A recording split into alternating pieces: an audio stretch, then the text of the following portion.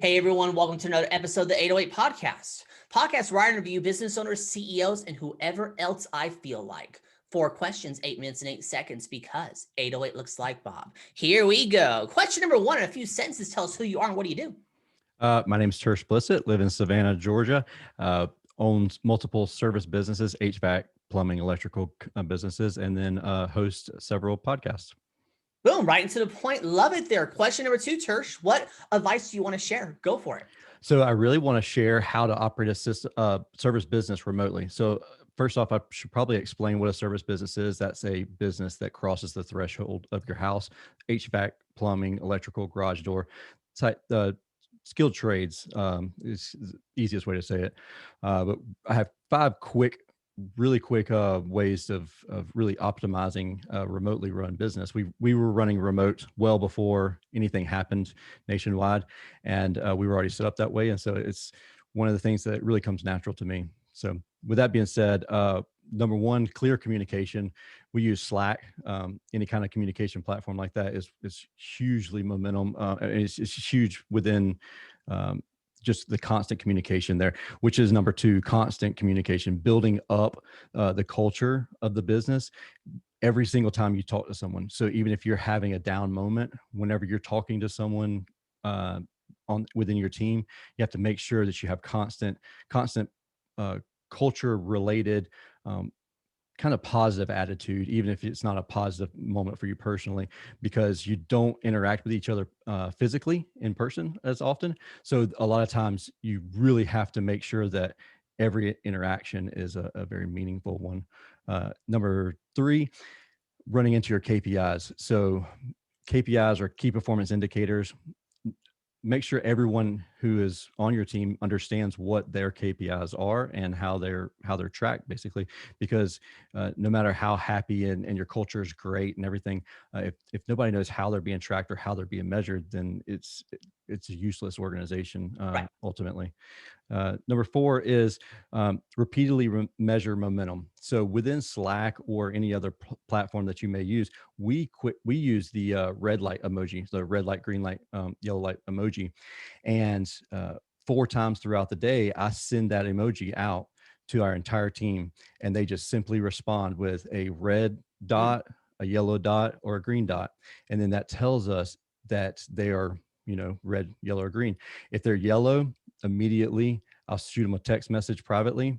Hey, what's going on? If they're red, whatever I'm doing, I stop what I'm doing and make a phone call. Hey, what's going on? Red means that they are done. Like they just can't do anymore. And so we do that throughout the day, 4 times a day. First one is at 6:30 in the morning. So that means that whenever they're coming in, it's how they feel for the day. Some people are just not morning people. And sometimes I'll get a yellow green, like so 2 dots next to each other. And it's just, and then when I ask them, they're just like, it's just morning. I'm not a morning person. And Right. you just have that conversation. But it really helps out the momentum. And then if anybody's on a service call, because we have a lot of service experts, they're there for more than 45 minutes, they're going to also get an emoji so that we can do a double check on them just for safety aspects of it and make sure that they're safe and healthy and nothing's bad's happened to them is the reason why we haven't checked in with them. But that's kind of, obviously that's one that I'm very passionate about. Number 5. I'm gonna stop you for a second for real quick there because we have some time. I really like that idea there because some people, like, if you ask me in a group setting, how are you doing? It's always going to be fine. You know, whatever it is. I don't care if my cat just died. I'm going to tell you guys, I'm doing, at worst you're going to get, I'm doing okay. But if you make it to where I can tell everyone, and not semi-anonymously what's going on, and then the boss would come to me and say, hey, what's going there? Then that makes it a lot more of a safer space. The other thing is whenever the rest of the team sees a yellow or red, they can reach out and pick them up too. So it's a dual thing. So it is a public, like, okay, yeah, we're going to get yellow, but we have a very strict non-negotiable. There's no razzing, no hazing, none of that. If somebody's a yellow, you can't pick on them as to why they're yellow or anything like that. It's only being used to pick up and build up the team. Well, obviously, if you're yellow, it's just a mindset thing. You can choose to be green right now. Absolutely. You know, that whole thing. I hope you caught the sarcasm in that. Yeah, absolutely. Okay, and what was the 5th one? 5th one is celebrate wins in a massive fashion. And this is one because you're not, physically seeing each other, like right in the same space constantly. You have to really go above and beyond whenever you are celebrating the wins that you have within the business.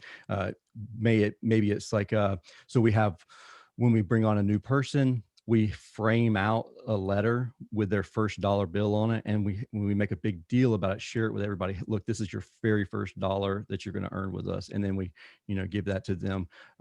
Anytime like there's a clean van, like somebody sends in a review and it's a picture of a van that's really clean, that goes into one of the Slack channels that's, really talking highly of this, of everybody on the team. Same with reviews, 5-star reviews. If somebody has a name in it, it's going straight into a Slack channel to tell everybody, and everyone's tagged in it just to bring up that momentum. Perfect. Love it there. Love it there. Let's get to question number 3. What other top CEOs, business owners, or influencers that you know that are successful like you that you want to give a shout out to and should be on my podcast? Oh, I love these 3 guys here. They're actually all good friends of mine. Jesse Cole, he wrote the book Find Your Yellow Tux. He wears a yellow tuxedo everywhere he goes. Ari Mizell wrote The Replaceable Founder. Really an amazing book. And Mike Michalowicz, he's a good buddy of mine. He's written lots of books actually, but I was honored to be featured in his most recent book, which is called Fix This Next. Perfect. I'll look them up down here. Number 4, final fun question. Tersh, tell me about your first sale. That would be my first business sale. So Sure. selling my first business, and a huge learning experience because I was completely ignorant on all kinds of features and like everything in it, EBITDA, like all that stuff, really had no idea. And it was a massive learning experience. And since then, I've learned tons on purchasing and buying and selling businesses. Love it. Love it there. Hey, you got 1 minute and 30 seconds left. We can do some promo time. You can ask me a question. You can talk about why you dress so dapper for a podcast, or since the best know when to be concise and when to end, we end early. Go for it.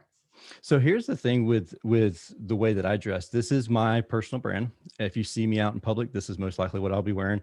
This or either an orange jacket. My brand is orange and black. And this is one of the things that I picked up from my buddy Jesse Cole, who owns the Savannah Bananas, and he wears a yellow tuxedo everywhere he goes. And so he gets goofy looks in the hotel or airport parking lot and walking through airports and stuff like that. But that's his brand, and this is the brand that I have and I want, and I'm people know me for that. It's like how many times you see an AC guy come to your house that wears a 3-piece suit, right? And that's just a way to stand out and be different. Yeah, I definitely was not expecting that when you came on. So love it there. Hey, you got 35 seconds left. You want to do some promo time? Oh, sure. Service Business Mastery is my podcast, the one that I'm most well known for. We're at episode 505, something like that, 508. And it's something that it's just my way of giving back to the service business industry and help answer unasked questions. Perfect. Perfect. You pulled it off. 4 questions in 8 minutes and 8 seconds. Why is it 8 minutes and 8 seconds? Because it looks like Bob. Exactly there. You pulled it off, Tersh. Say your website real quick. It's serviceemperor.com. In the description, it's magic there. Tersh, thank you so much for being on. Tip of the hat to you. Thank you. You're welcome. And for everyone else watching or listening, I am legally required to tell you to like, share, comment, subscribe, thumbs up, ring the bell. You know, all the engagement stuff there. I am Bob Clark. You all have a wonderful day. Now, talk to you later. Bye.